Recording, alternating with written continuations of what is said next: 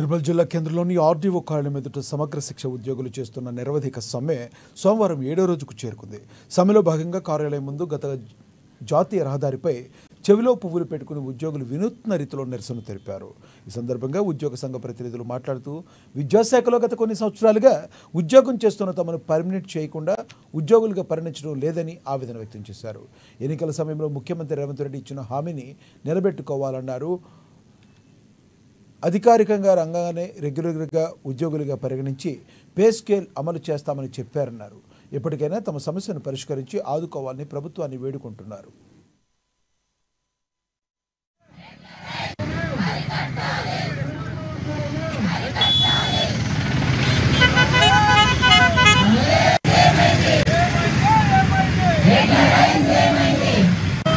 తెలంగాణ రాష్ట్రంలో పనిచేస్తున్నటువంటి సమగ్ర శిక్ష ఉద్యోగుల ఆధ్వర్యంలో గత 7 రోజులుగా నిరవధిక సమ్మె కొనసాగుతూ ఉంది.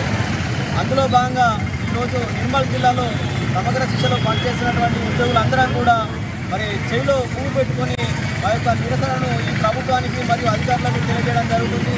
మరి గత కొన్ని సంవత్సరాలుగా అన్ని ప్రభుత్వాలు సమగ్ర శిక్ష ఉద్యోగులకు చెవిలో పువ్వులు పెడుతూనే ఉన్నాయి.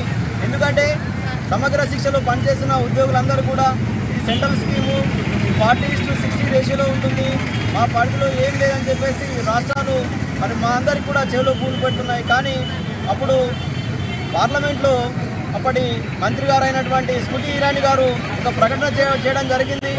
రాష్ట్ర ప్రభుత్వాలు మన సమగ్ర శిక్ష ఉద్యోగులను వారు రెగ్యులరైజ్ చేసుకోవచ్చు, అవసరమైతే జీతాలు కూడా పెంచుకోవచ్చు అని చెప్పేసి వారు చేయడం జరిగింది. కాబట్టి మమ్మల్ని రెగ్యులరైజ్ చేసుకునే అవకాశము బాధ్యత ఈ రాష్ట్ర ప్రభుత్వం పైన ఉంది.